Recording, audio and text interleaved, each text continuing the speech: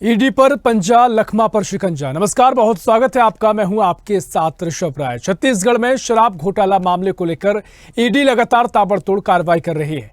इस मामले में अब पूर्व आबकारी मंत्री कवासी लखमा भी प्रवर्तन निदेशालय के शिकंजे पर आ चुके हैं।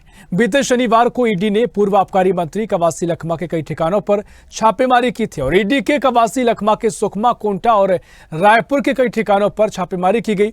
छापेमारी में ईडी को कवासी लखमा की गाड़ियों और ठिकानों पर कई सारे डिजिटल डिवाइसेस मिले हैं, जिनमें कई आपत्तिजनक वीडियो होने का दावा किया गया है। इसकी जानकारी ईडी ने खुद अपने ट्विटर हैंडल पर दी है। बता दें कि ईडी ने पूर्व आबकारी मंत्री कवासी लखमा के बेटे समेत उनके कई करीबियों के घर की छापेमारी की है और साथ ही उन्हें प्रवर्तन निदेशालय में पूछताछ के लिए भी बुलाया गया। ईडी ने लखमा के बेटे और करीबियों को बीते सोमवार को भी समन भेजा था, लेकिन वे नहीं पहुंचे। इसके बाद शुक्रवार दोबारा ईडी ने पूछताछ के लिए बुलाया, जिसके लिए कवासी लखमा अपने बेटे के साथ ईडी कार्यालय पहुंचे, जिससे कई अहम खुलासे होने की भी अटकलें लगाई गई। बता दें कि छापेमारी के बाद कवासी लखमा का एक बयान सामने आया था, जिसमें उन्होंने कहा कि वे तो अनपढ़ हैं और उन्हें इस बात की जरा भी जानकारी नहीं है अधिकारियों ने कब और कैसे उनसे इन दस्तावेजों पर दस्तखत कराए। साथ ही उन्होंने आरोप लगाया कि उन्होंने विधानसभा में बस्तर के कई अहम मुद्दों को उठाया था, इसलिए उन्हें इस तरीके के मामलों में फंसाया जा रहा है। लखमा पर की जा रही कार्रवाई को लेकर डिप्टी सीएम अरुण साव ने कहा, पूरा देश और दुनिया जानती है शराब घोटाले की जांच लंबे समय से चल रही है। जांच लगातार आगे बढ़ रही है। इस बात से भी इनकार नहीं किया जा सकता कि जिस समय शराब घोटाले के मामले सामने आए उस दौरान कवासी लखमा आबकारी मंत्री थे, इसलिए जो साक्ष्य सामने आए होंगे उसी के आधार पर पूछताछ की जा रही है। ये किसी राजनीति का हिस्सा नहीं है, ये केवल जांच की प्रक्रिया का एक हिस्सा है। तो कुल मिलाकर छत्तीसगढ़ में एक बार फिर सियासी वार पलटवार की स्थिति है और शराब घोटाले के मामले में ईडी की कार्रवाई बड़ी वजह है। इसी पर चर्चा करेंगे। पहले प्रतिक्रियाएं हैं, अरुण साव डिप्टी सीएम ने क्या कहा है और भूपेश बघेल पूर्व सीएम ने क्या कुछ कहा है, वो आपको सुनवा देते हैं। पूरा देश और दुनिया जानता है कि शराब घोटाले की जांच लंबे समय से चल रही है। जांच लगातार आगे बढ़ रहा है और ये भी इस बात से भी इनकार नहीं किया जा सकता कि जिस दौरान ये शराब घोटाले हुए हैं उस दौरान कवासी लखमा प्रदेश के आबकारी मंत्री थे और इसलिए जो साक्ष्य आए होंगे उसके आधार पर ईडी ने पूछताछ की है। ये किसी राजनीति का हिस्सा नहीं है, किसी राजनीतिक कारण से नहीं हुआ है, ये जांच के फर्दर प्रक्रिया का हिस्सा है। देखिए, एक बात बहुत स्पष्ट है, मंत्री के रूप में जिम्मेदारी से काम का निर्वहन करना होता है और जो एक्सप्लेनेशन वो दे रहे हैं ईडी उस पर जरूर विचार करेगी, लेकिन ये बात तो पूरी तरह से निराधार और बेबुनियाद है कि किसी राजनीतिक कारणों से जो वो कह रहे हैं ये कार्यवाही हुई है। ये विशुद्ध रूप से प्रक्रिया के क्रम में हुआ है। ईडी के मामले में सुप्रीम कोर्ट ने इस पूरे मामले को केस कर दिया था, है ना। 2 साल तक की जांच चली और उसको खारिज कर दिया था। उसके बाद एसीबी ने फिर उसको एफआईआर कर लिया, फिर जांच कर रहे हैं। तो ये केवल लोगों को प्रताड़ित करने के लिए, लोगों को बदनाम करने के लिए ये पूरी एजेंसी पूरे देश भर में काम कर रही है, केवल छत्तीसगढ़ में ही, सब जगह ही इनका एक ही काम है। अभी तक चालान प्रस्तुत नहीं कर पाए लोग। इतने आईटी जांच कर ली, ईडी जांच कर ली, एसीबी जांच कर ली और वही ढाक के 3 पात, लेकिन लोगों को परेशान करना है, बदनाम करना है, इसके अलावा और कुछ नहीं है। तो हाल ही में कांग्रेस के नेता और पूर्व मंत्री कवासी लखमा के कई ठिकानों पर ईडी ने छापेमार कार्रवाई की। उसके बाद से सियासी पारा भी गरमाया। कांग्रेस का कहना है कि द्वेषपूर्वक और सियासी इसका कारण है और इसी को लेकर ये कार्रवाइयां की जा रही हैं और ईडी सीबीआई की एजेंसियों की विश्वसनीयता पर भी सवाल कांग्रेस ने खड़े किए। हालांकि बीजेपी का कहना है कि अगर आपने कुछ नहीं किया है तो जांच से इनकार क्यों, जांच से इंतजार करिए, सब्र रखिए और जो भी जांच में होगा वो निकलकर सामने आएगा। इसी पर तमाम अपने अपने तर्क दोनों दलों के हैं। चर्चा की शुरुआत करेंगे। मेहमान हमारे साथ जुड़ गए हैं, भारतीय जनता पार्टी से प्रवक्ता हैं आलोक सोनी जी। आलोक जी, बहुत स्वागत है आपका स्वदेश न्यूज में। और कांग्रेस से प्रवक्ता है अभिमन्यु मिश्रा जी। अभिमन्यु जी, बहुत स्वागत है आपका स्वदेश न्यूज में। अभिमन्यु जी, पहले मैं आपके पास आऊंगा। जिस तरीके से ये कार्रवाइयां की जा रही हैं, अब ईडी ने तलब किया है कवासी लखमा को, पहुंचे भी पूछताछ की जा रही है। बीजेपी का कहना है कि जो लगातार आरोप आपने लगाए थे वो राजनीति का हिस्सा नहीं है, ये केवल जांच की प्रक्रिया है, हिस्सा है, जांच का हिस्सा है, तो पूरी हो जाने दीजिए, बाकी इस पर कोई सियासत नहीं है। जी, तो पहले तो आपको नमस्कार जी। आपके व्यूअर्स को मेरा नमस्कार। आलोक जी हमारे साथ हैं, उनको मेरा नमस्कार। देखिए, ईडी को अप्रासंगिक बनाने का काम किया किसने? भारतीय जनता पार्टी ने। आप देखेंगे पिछले 10 साल से 2014 के पहले ईडी ने 112 115 केस कुछ थे। पिछले 10 सालों में 5,500 केस जो है ईडी ने रजिस्टर किए। हाँ। उसके बाद उसमें कन्विक्शन रेट क्या है? 0.5% भी नहीं। माने 200 में से एक केस भी जो है वो इनका खड़ा नहीं हो पाता है। उसके बाद आप देखेंगे बामुश्किल 22-25 मामले उसमें से भी वापस ले लिए जाते हैं। लगातार बहुत सारे नेताओं के खिलाफ केस चले। चिंतामणि महाराज जब तक कांग्रेस में थे तब तक कोल घोटाले के आरोपी थे। कांग्रेस में बीजेपी में जाने के बाद साफ हो गए। उसके बाद प्रफुल्ल पटेल जी का देखिए आप उदाहरण, उनके खिलाफ तो जो याचिका बकायदा कोर्ट में आवेदन देकर के ईडी ने केस वापस लिया। उसके बाद आप और कई नेता हैं, बहुत फहरिस्त लंबी है। उसके बाद जो जिनको ये हरा नहीं पाते, दिल्ली के मुख्यमंत्री को इन्होंने जेल में डालने का काम किया। क्या हुआ? दिल्ली के मुख्यमंत्री बाहर है। हेमंत सोरेन जी को इन्होंने जेल में डालने का काम किया। आज क्या हुआ? हेमंत सोरेन जी बाहर है, वापस मुख्यमंत्री बन गए। तो कहीं ना कहीं ईडी को अप्रासंगिक कर दिया गया है, ईडी को राजनीतिक टूल बना लिया गया है। केवल ये केस की बात नहीं है, चाहे किसी भी केस में देखें, ईडी की जो कार्रवाई है वो हमेशा शक के दायरे में रहती है। आप बताइए, कभी ईडी की हमेशा से रहा है कि जब कार्रवाई करती है शुरू में पहले, लेकिन अभिमन्यु जी कई साक्ष्यों की बात कही गई है। कवासी लखमा का बयान भी निकलकर सामने आया था। वो कह रहे हैं कि मैं तो पढ़ा लिखा नहीं हूँ, मेरे से किसने क्या साइन करवा लिया, मुझे इसकी जानकारी नहीं है। ये बिल्कुल पढ़े लिखे नहीं है, सबको मालूम है ये बात।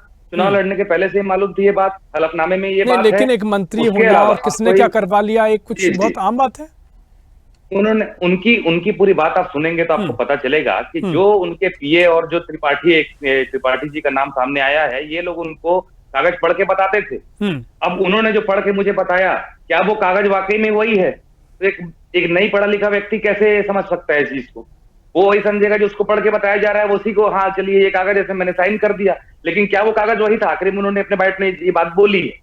उसके अलावा आप सबसे बड़ा हमारा जो सवाल है वो टाइमिंग को लेकर है। आप देखिए कब से चल रही है पड़ताल इसके ऊपर। हमारे मुख्यमंत्री भूपेश बघेल जी ने भी, पूर्व मुख्यमंत्री जी ने भी बात बताई कि इसको तो सुप्रीम कोर्ट द्वारा खारिज कर दिया गया, उसके बाद वापस से फाइल खोली गई।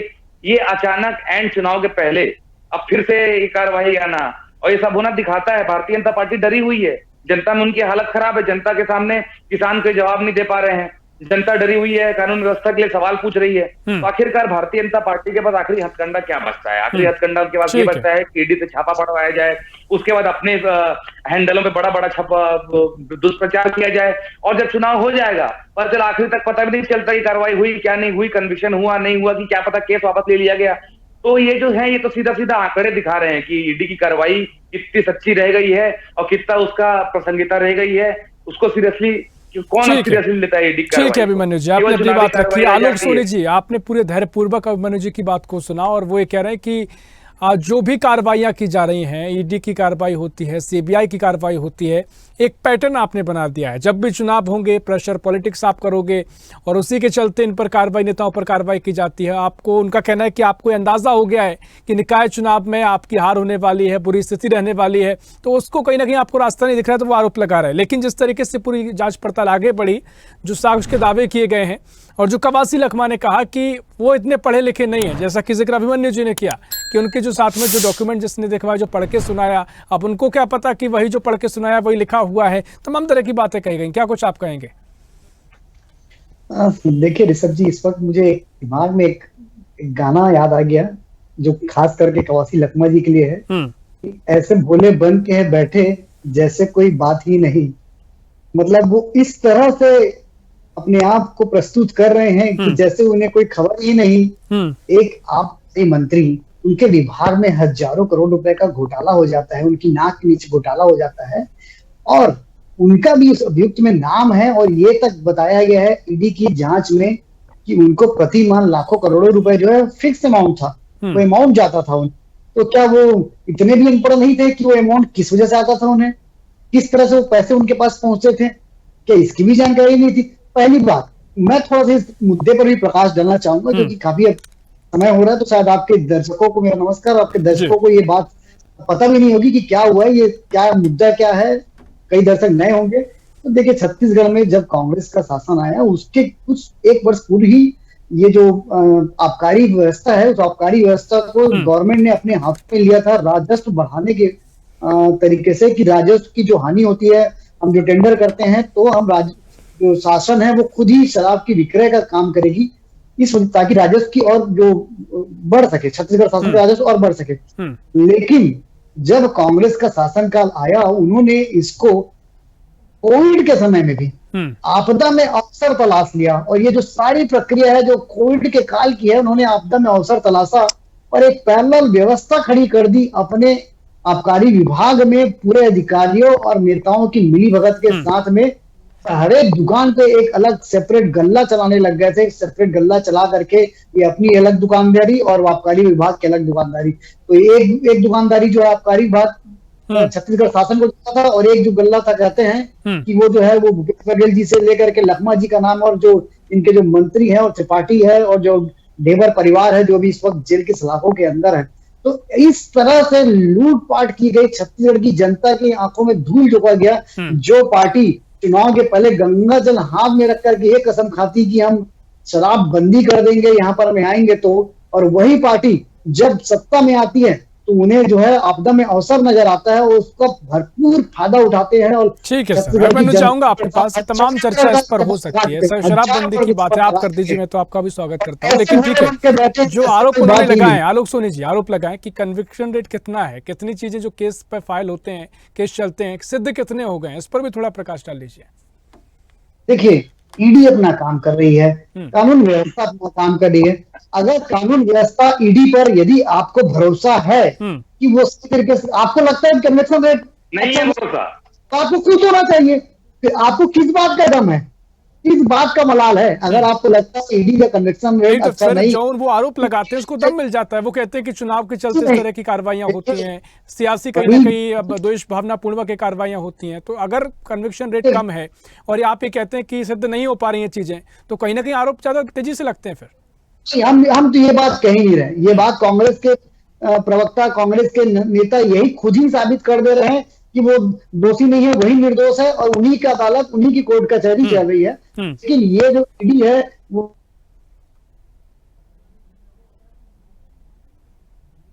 उसके अनुसार ही जो है वो अपने फैसले लेती है, और अपने फैसले, अपनी जांच के जो है वो रिपोर्ट को न्यायालय उस पर निर्णय लेगी कि क्या करना है। तो क्या कांग्रेस के लोगों को, कांग्रेस के नेताओं को न्याय व्यवस्था पे सवाल उठा रहे हैं? क्या न्याय व्यवस्था पर उनको भरोसा, उन्हें न्याय व्यवस्था भरोसा होना चाहिए ना। आप यदि मानते हैं कि ईडी कन्विक्शन रेट अच्छा नहीं है तो आपको खुश होना चाहिए, आप खुश होइए कम से कम। आप क्यों फिर आरोप लगा रहे हैं? और सच का सच और दूध, जो दूध का दूध और पानी का पानी हो जाएगा, पता चल जाएगा। फिर किस बात से भयभीत है? ये भयभीत है कि इनके पास मुद्दे नहीं है। 5 वर्ष के शासनकाल में इन्होंने कुछ भी ऐसा नहीं किया जो जिसको जनता के पास लेके जा सके। उसकी परिणति इनको विधानसभा चुनाव में, उसकी परिणति इनको लोकसभा चुनाव में, उसकी परिणति उपचुनाव में भी नजर आ गई। जनता ने इनको पूरी तरह से नकारा हुआ है। और अब जब नगरीय निकाय के, नगर पंचायत के चुनाव सामने है, तो कांग्रेस डरी हुई है कि उनके पास कोई मुद्दा या कोई उपलब्धि नहीं है जिसे वो जनता के समक्ष लेके जा सके। तो ये जो घटनाएं हो रही है, जो कानून अपना कार्रवाई कर रहे हैं, इसको ये मुद्दा बनाने की कोशिश कर रहे हैं। लेकिन जनता की नजरों में सब छुपा नहीं है। जनता ने 5 साल का अत्याचार देखा है, और आने वाले चुनाव में भी कांग्रेस को जो है वो मुक्की खानी पड़ेगी। इसके लिए तैयार रहना चाहिए। अब तो हमने ईवीएम, जिसको ये रोना रोते थे कि ईवीएम से चुनाव करने से बीजेपी जीत जाती है, वो मुद्दा भी इनसे छीन लिया है। तो इन्हें एक नए बहाने के साथ में तैयार होना चाहिए कि जब ये हारेंगे तो उस समय पे ईवीएम पे बहाना नहीं कर पाएंगे, कौन सा बहाना लेकर के आएंगे। ये हमेशा व्यवस्था पे सवाल उठाते हैं। अभिमन्यु जी, ठीक है, तमाम बातें आलोक सोनी जी ने यहाँ पर कही हैं। अब वो कह रहे हैं कि जांच पर भरोसा रखिए, आप कानून व्यवस्था पर सवाल खड़े करते हैं, यानी आपको न्याय पर भरोसा नहीं है। तमाम तरीके से प्रक्रिया चल रही है तो वो इंतजार कीजिए। लेकिन अब आपके तर्क अलग हैं, उनके तर्क अलग हैं। कहीं ना कहीं जनता थोड़ी क्लियरिटी चाहती है। अब मैं चाहूंगा कि अभिमन्यु जी, आपका भी टर्न है, तो क्या कुछ आपके पास ऐसे तर्क हैं, तथ्य आपके पास है? क्योंकि वो कह रहे हैं कि अगर कन्विक्शन रेट कम है तो आप खुश हो जाइए, कम से कम आप भी इस पे खुशी मना लीजिए, लेकिन जो कार्रवाई है वो तो ईडी अपनी करेगी। देखिए, सबसे पहले तो जो हम कह रहे हैं उसको सिद्ध स्वयं भाजपा के नेता प्रवक्ता करते हैं। आप देखिए, अभी अरुण साहब जी बात कर रहे थे, आलोक सोनी जी अपना वक्तव्य दे रहे थे, पूरे ये भारतीय जनता पार्टी के बजाय ईडी के प्रवक्ता बने हुए थे। अपने 2-5 मिनट के अपने वक्तव्य में आलोक जी ने तो पूरा का पूरा आरोपों का पिटारा खोल दिया लखमा जी के खिलाफ। ऐसा लगा कि इनके पास ऐसे सबूत हैं, अरे भाई आलोक जी आप ही जाके दे दो, ईडी के पास कम से कम 25 का 26 केस तो हो जाए उनके, जो 5-5.5 में से 25 केस बस कोर्ट तक पहुंच पाए हैं। अब जो कन्विक्शन रेट की बात कर रहे थे आलोक जी को मैं थोड़ा जानकारी दे देता हूं। कन्विक्शन रेट बहुत मायने रखता है कोई भी सरकारी एजेंसी के लिए। सीबीआई जब उसका कन्विक्शन रेट 60-65% हुआ था, तब सवालों के घेरे में सीबीआई आ गई थी कि भाई आप लगभग 60% मामलों में आप कन्विक्शन रेट है, तो आपके 40% मामले तो राजनीतिक से प्रेरित लग रहे हैं। तो आज देश में एक ऐसी एजेंसी घूम रही है जो 200 में से एक केस को भी सिद्ध नहीं कर पाती, उसके बाद भी हम उस पर भरोसा करें। देखिए, भरोसा न्यायालय पे हमें भरोसा है, न्याय प्रक्रिया पे हमें भरोसा है, लेकिन अभी तो ईडी ने चार्जशीट तक पेश नहीं कर पाती ईडी तो, और चार्जशीट जब ईडी पेश नहीं कर पा रही है तो उसके पहले हम कैसे मान लें, उसके पहले हम कैसे मान लेंगे, और उसके पहले कैसे भारतीय जनता पार्टी के प्रवक्ता और नेता ये कह देते हैं और ये आरोप लगा देते हैं कि हाँ कांग्रेस के लोग जो हैं भ्रष्ट हैं, जब अगर न्यायालय में मामला है तो ये अपने ये सीधे सीधे आरोप लगा के सिद्ध करते हैं कि ईडी की कार्रवाई केवल ये हवाई आरोप, और टीवी में जो है इनके प्रवक्ता जो आरोप लगाएंगे, इनके नेता आरोप लगाएंगे, उसके बाद क्या होता है आप पूरी कार्रवाई का बताइए ना। मैं इसलिए कह रहा हूं ये बहुत गंभीर मामला है, ईडी पे सवाल उठता है, कन्विक्शन रेट किसी का 0.5% होना मजाक बात नहीं है।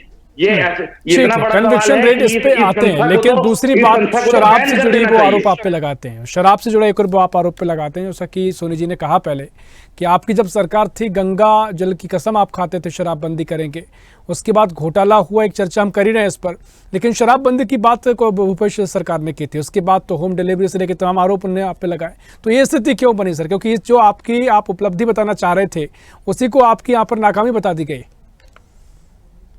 देखिए, एक तो पहली बात आपके चैनल से मैं स्पष्ट कर देना चाहूंगा, चैनल के माध्यम से, कि कांग्रेस की जो सरकार बनने के पहले हमारा मैनिफेस्टो था और जो हमने गंगा जल की कसम खाई थी वो थी किसान का कर्ज माफ करने के लिए।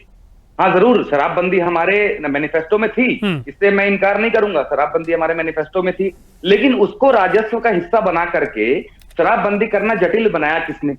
जब सरकारीकरण हो गया शराब का, एक बहुत बड़ा राजस्व का हिस्सा जो है वो शराब के थ्रू आता है। आज शराबबंदी एकाएक आप कर देंगे तो वो राजस्व का हिस्सा कहां से आप मैनेज करेंगे? भारतीय जनता पार्टी तो हमसे 5 साल मांग करती आई शराब बंद करने की, और जैसे इनकी सरकार अब बनी एक बोलती है हमारा तो ये मुद्दा कभी था ही नहीं, हम तो कभी कहते ही नहीं थे शराब बंद करने के लिए।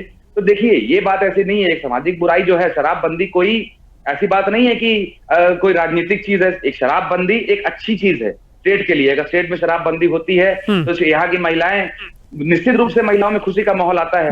आज छत्तीसगढ़ में शराब की बिक्री क्या है, तो कहीं ना कहीं इसमें, और बल्कि इन्होंने तो शराब को अब खरीदी भी सरकार करेगी, तो अब जब खरीदी भी सरकार कर रही है, अब मैं जो उदाहरण दे रहा था कि अब जो ईडी है वो उनकी 95% जांच जो है वो केवल विपक्ष की पार्टी, जो 5,500 मैंने केस बताए उसमें से 95% जो है केवल विपक्षी पार्टी के नेताओं के ऊपर केस चल रहे हैं। तो ये कहीं से कहीं तक के ये अनबायस्ड नहीं लगती इनकी कार्रवाई।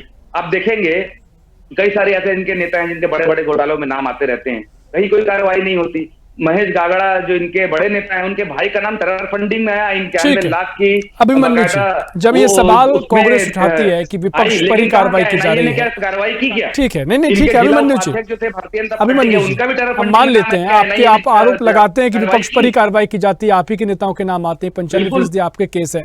तो सवाल ये है कि अगर प्रदेश में हाई कोर्ट सुप्रीम कोर्ट की व्यवस्था है, अगर आपको ऐसा लगता है, आप आत्मविश्वास है आपको, और आपको कोई ऐसे नाम है जो सत्ता पक्ष के नाम है, तो ये रास्ता आपके पास खुला रहता है, तो ऐसे नाम तो इसके पास कांग्रेस इसमें आगे बढ़ सकती है। लेकिन ठीक है, ये आप 1-2 साल में 3 साल में खारिज कर देता है सुप्रीम कोर्ट, तो आखिरकार खारिज कर ही देता है। मैंने बताया ना कन्विक्शन हुआ ही कितने में है, लेकिन वो जो 2-3 साल केस चलता है उनमें जो ये राजनीतिक फायदा उठाते हैं, ये चुनाव में पब्लिक को बरगला के जीत जाते हैं, वो इनको फायदा मिलता है। इनको कार्रवाई का कोई मतलब ही नहीं है, इसको 2-3 साल 4 साल। आज देवेंद्र यादव जी कब से जेल में है, चार्जशीट पेश नहीं कर पाते ये लोग, उनके ऊपर क्या आरोप है? जबरदस्ती किसी नेता को प्रताड़ित करना, ये सब राजनीति में ठीक नहीं है। इस प्रकार के जो ट्रेंड चल रहा है कि इनकी सरकार कभी ना कभी बदलेगी। आलोक सोनी जी, आपने कई परंपराएं तोड़ी हैं बीजेपी ने, राजनीति में ठीक नहीं है, और वो ये कह रहे हैं कि जिस तरीके से कुछ सिद्ध नहीं हो पाता है तो उसका सीधा मतलब यह है कि चुनाव प्रभावित किए जाते हैं, प्रेशर पॉलिटिक्स की जाती है, दल बदल किया जाता है, तमाम आरोप पहले भी लगते रहे हैं। और जहां तक शराबबंदी की बात है तो कांग्रेस के कार्यकाल में आप उनको जो आरोप लगा लें, लेकिन आपकी भी सरकार है, तो आप भी तो कहते थे कि हम भी शराबबंदी के पक्ष में हैं, आप ही शराबबंदी कर देते भाई साहब। भारतीय जनता पार्टी ने अपने किसी भी मैनिफेस्टो में शराबबंदी को नहीं किया, पहली बार कभी भी नहीं बनाया। और क्योंकि कांग्रेस के मैनिफेस्टो में शराबबंदी जो है वो एक महत्वपूर्ण विषय था, उन्होंने एक वादा किया था छत्तीसगढ़ की जनता से, इसलिए हम मांग करते थे कि जब आप शासन में हैं और आपने ये बात रखी है, छत्तीसगढ़ की जनता को ये वादा किया है, तो आपको इस पे कदम आना चाहिए। यहाँ तक इन्होंने कमेटी गठित करी और आज ये जो कह रहे हैं कि शराबबंदी होनी चाहिए, शराबबंदी की जानी चाहिए, इनकी खुद की कमेटी ने जो अन्य राज्यों का दौरा करके आई, उस कमेटी ने ये अपना निर्णय दिया कि शराबबंदी नहीं होनी चाहिए। ये आपकी जानकारी के बता दूं, इनकी खुद की कमेटी ने यह निर्णय दिया था। कांग्रेस के जो नेता थे दूसरे राज्यों का दौरा किया जहां पे शराबबंदी है और इस बात को सरकार के सामने पेश किया कि शराबबंदी नहीं होना चाहिए, इससे राजस्व की हानि होती है और उल्टा जो अवैध शराब है उसका काम और तेजी से बढ़ता है और कहना चाहिए अपराध भी तेजी से बढ़ता है। और एक बात मैं आज स्पष्ट करना चाहूंगा कि क्या कहता है भारत देश का कानून। भारत देश का कानून कहता है कि चाहे 100 मुजरिम छूट जाए लेकिन एक जो निरपराध है उसे सजा नहीं होना चाहिए। तो एजेंसियां यदि अपना काम कर रही है, चाहे कोई भी एजेंसी हो, चाहे ईडी हो, सीबीआई, जिसका दुरुपयोग कांग्रेस सत्ता में रहते हुए लंबे समय से करते आई, क्योंकि इन्होंने वो समय देखा है जो ईडी को कहा जाता था या सीबीआई को जो है ना सरकार का तोता कहा जाता था, ये समय इन्होंने देखा हुआ है, इसलिए इनको वो आदत लगी हुई है। लेकिन आज ईडी सीबीआई जो है किसी दबाव के साथ बिना काम कर रही है, निष्पक्षता से काम कर रही है, उन्हें अपने काम करने का अवसर दीजिए, उन्हें देखने दीजिए। और 5 वर्ष में आप आरोप लगा, 5 वर्ष में आपका सत्ता थी, आपका शासन था, आपने किस अधिकारी को जेल में डाला, आपने किस बीजेपी के नेता को आरोप साबित किया, आपने किस बीजेपी के नेता को आपने जेल में डाला। अरे भाई, माननीय न्यायालय ही आपके नेता को जमानत नहीं दे रहा है। ठीक है, समय कम है, अभिमन्यु जी को करेक्शन। यादव को जमानत क्यों नहीं मिला? तो माननीय न्यायालय से नहीं मिला। मुझे तो समझ नहीं आता न्यायालय पे भरोसा रखने का काम है तो कांग्रेस के पास में नहीं है। अभी आपको आलोक सोनी जी की बातों से स्पष्ट हो गया होगा, ये बदले की राजनीति करते हैं। अभी सोनी जी क्या बोल रहे थे कि आपकी सरकार थी, बीजेपी वालों को अंदर डाल देते। ऐसा काम हम क्यों करेंगे भाई? मैंने तो अभी कहा हम ऐसे कोई काम नहीं करते। अगर हमें यही करना होता, अगर आज मैं चैलेंज करता हूं, एक हफ्ते के लिए, एक हफ्ते भी नहीं, 4 दिन के लिए ईडी हमको दे दीजिए। आपके आधे से ज्यादा नेता अंदर नहीं हुए ना, तो नाम बदल दीजिएगा हमारी पार्टी का। हम तो सीधा चैलेंज करते हैं आपको। जो 5,500 में से 25 केस फाइनल हो पा रहे हैं, उसके बाद 95% जो केस विपक्षियों पे हैं, उसके बाद भी ये बोलते हैं कि नहीं निष्पक्ष जांच हो रही। तो किस हिसाब से बोलते हैं निष्पक्ष जांच हो रही है? क्या निष्पक्ष होता है क्या ये सब? ये कोई निष्पक्ष नहीं होता। मैं तो आज चैलेंज करता हूं, 2 दिन के लिए ईडी दीजिए और 50% बीजेपी जेल के अंदर दिखेगी अभी के अभी। चलिए ठीक है, कमाल की बात है। आपके अपने तर्क हैं, उनके अपने तर्क हैं, लेकिन कितनी इसमें सियासत है, कितना कुछ सच्चाई है, ये तो समय बताएगा। फिलहाल बहुत शुक्रिया करना चाहूंगा आपका आलोक सोनी जी, बहुत शुक्रिया अभिमन्यु जी इस चर्चा में शामिल होने के लिए। तो ईडी ने लखमा पर कार्रवाई की। कवासी लखमा पूर्व मंत्री रह चुके हैं और उनके कार्यकाल के दौरान शराब घोटाले के आरोप लगे हैं और इसी को लेकर अब ईडी का कहना है कि तमाम साक्ष्य मिले हैं, उनसे पूछताछ की जा रही है। कांग्रेस का कहना है तमाम ईडी सीबीआई की कार्रवाइयां सिर्फ सियासत द्वेष के पूर्व की जाती हैं और सियासी लाभ बीजेपी लेना चाहती है क्योंकि निकाय चुनाव सामने है। ये आरोप कांग्रेस ने बीजेपी पर लगाए हैं। फिलहाल के लिए इतना ही। देश प्रदेश की और भी खबरों के लिए देखते रहिए स्वदेश न्यूज, सबसे पहले देश। ऐसी ही खबरों के लिए हमें लाइक करें, शेयर करें, फॉलो करें और यूट्यूब पर सब्सक्राइब करें और बेल आइकन दबाना ना भूलें। साथ ही ताजा अपडेट्स के लिए हमारी वेबसाइट स्वदेशलाइव.com पर जरूर जाएं।